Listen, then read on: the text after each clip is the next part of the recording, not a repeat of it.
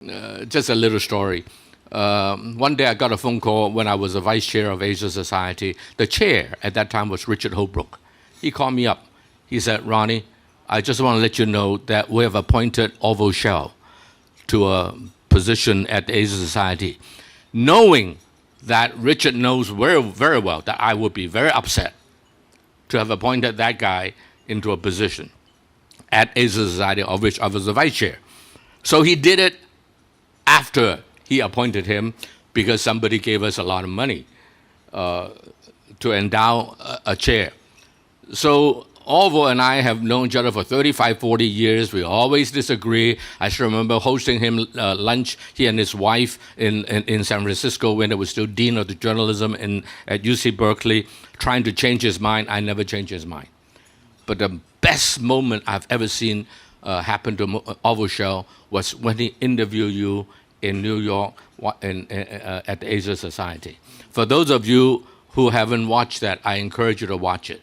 And Orville was hot-headed about China is bad, China is this, and then Kishore just killing him softly, did the job bloodlessly, except that when he walked out of the door, suddenly somebody found that there's blood all over him, such as the Chinese saying, 刀不血刃. But anyway, so when did you discover that perhaps you are meant for greatness? At a 10-year-old, you can pull a bloody father drunk in front of everybody and the policeman, and you can just gently let him back home. Did you discover your greatness that day? You don't even remember it. So was there some moment that you discovered, perhaps I'm meant for greater things? Was there such a moment? Yeah, that's an interesting question. I would say it was not one particular event per se, but at each stage of my life, I would say I was blessed with good teachers. So I describe in my book, for example, and I didn't go to actually I applied to join the best school in Singapore, Raffles Institution, and I was rejected not once but twice. Why? Your grades were not good enough? No, I wasn't bright enough, so they rejected me. Wow. But anyway, I ended up going to schools where I had in St. Andrew School, I described my teachers. I had very good teachers, very inspiring teachers. And then I went to university, and again, in the philosophy department, I had remarkable teachers. In fact, one of them, Colin Davis, later came on to lecture at the University of Hong Kong. And I'll never forget the lectures that Colin Davis gave, because he would get so engrossed in his lectures. He would be thinking so hard. And in those days, you could smoke in the classroom, you know. So there he was, thinking very hard, smoking. And then suddenly, before you realize it, his hair is on fire from the cigarette. And he's still thinking, he's not even aware that his hair is on fire. So the students would rush up and, beat out the fire in his hair. But it happened not once, but twice or thrice. So that was a lesson to me of how engrossed you can become in philosophy and in arguments. And you'll see in my memoirs, my love of philosophy really made a big difference. It sort of opened it was like, as they say, education is not about filling a bucket, but about lighting a fire. In my case, my studies in the philosophy classroom basically set off firecrackers in my brain. And those firecrackers in my brain, I think, helped me then subsequently, whenever I got involved in arguments, as you mentioned, then it was my training in philosophy that taught me to analyze exactly what somebody is saying. He says X, he means Y, and this is a consequence is Z. Do you really want to, is that the path you want to go on to? But it's the philosophical training that enables you to dissect arguments in a way that is quite remarkable. You'll give credit to three teachers of yours, one of which, of course, is Lee Kuan Yew. The other two, Koh Keng Swee and S. Rajaratnam. What are they like? What impressed you about them? What did they teach you? Well, I would say they're very, very different individuals. I mean, Lee Kuan Yew is a very forceful politician, a forceful person. So if Mr. Lee Kuan Yew was standing up there speaking to all of you, you would all be sitting at the edge of your seat listening to him because he's an amazing speaker. Now, if Dr. Goh Keng Swee then came up to the podium after Lee Kuan Yew and started speaking, you would all fall asleep. Literally. I'm not exaggerating, because what he does is that he has a text, he looks at his text, and then he reads. And he's an economist. He never ever looks at the audience.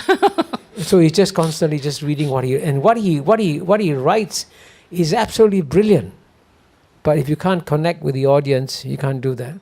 Now, Rajaratnam, by contrast, was also a very colorful person.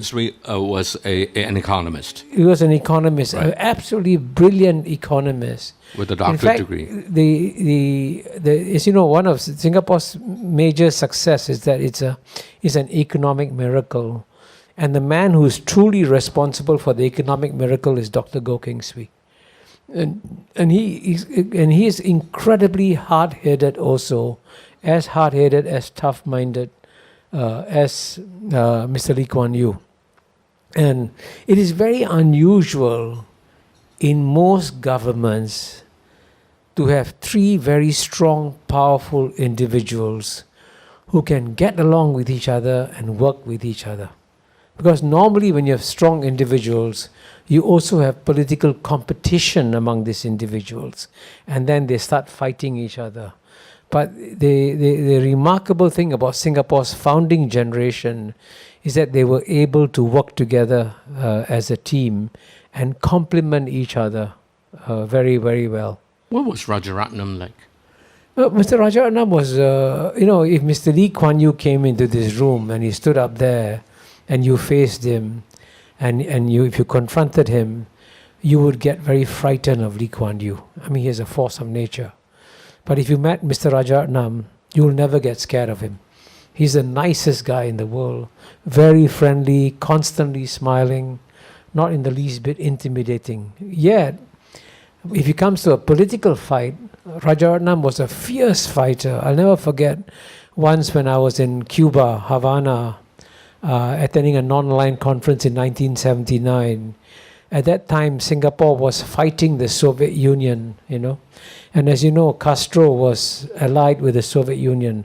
So we had a fight with Castro over the Vietnamese invasion of Cambodia. And because many of the delegates there were pro-Soviet, Castro invited us to attend a small meeting where he invited very powerful third world leaders like Saddam Hussein, Hafiz Assad, Yasser Arafat, all of them, and to intimidate Mr. Rajaratnam. And I felt intimidated when I was in the room because all these powerful leaders were there. Mr. Rajaratnam was just a foreign minister. These were all heads of government. He wasn't in the least bit intimidated by any of them, and he fought like a lion. And Mr. Rajaratnam, if you had a struggle, if you wanted a lion to fight with you, Mr. Rajaratnam was a lion. What made the three of them work together? How come they didn't fight? Well, or they fight, but it did not prevent them from working together for the good of the country? Well, I think it was a common experience of suffering together. Suffering the Japanese occupation, fighting the British for decolonization, fighting against the Malaysian politicians when we were in Malaysia from 63 to 65. And remember, there were times when the three of them could have lost their lives. In the Japanese occupation, they could have easily lost their lives. And I think at some point in time, when the tensions between Malaysia and Singapore became quite serious, there was a possibility that they could have been taken to jail and imprisoned. So they went through real hard political struggles. And when you fight battles together, you develop a camaraderie and trust, which is amazing. And so these three men trusted each other. No, they had different views, I must say, and they would argue with each other.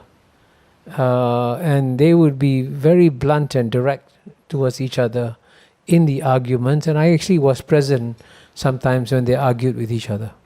Now I know what's wrong with Hong Kong. We didn't have to fight. 1997, everything was prepared by Beijing for us, and the British were left with little choice. And so Hong Kong became part of China again, like since time immemorial. And it's too easy. And so we didn't have any struggle, any fight. I'm not proposing that we Hong Kongers should go through a tough time. I'm very thankful that Hong Kong was able to return to China in a very, very peaceful way. But that comes with its baggage, as we all know. 偷偷告诉大家，我最近发现了新法宝 Royal Face 逆时奇迹系列，它有活肤露、全效精华，还有精华霜。尤其我皮肤比较偏干，所以我非常的注重保湿。保湿做得好，肌肤自然烹润。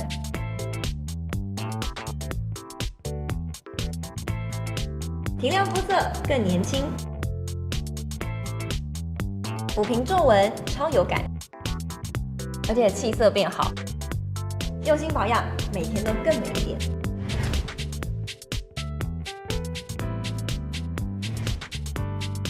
美吧。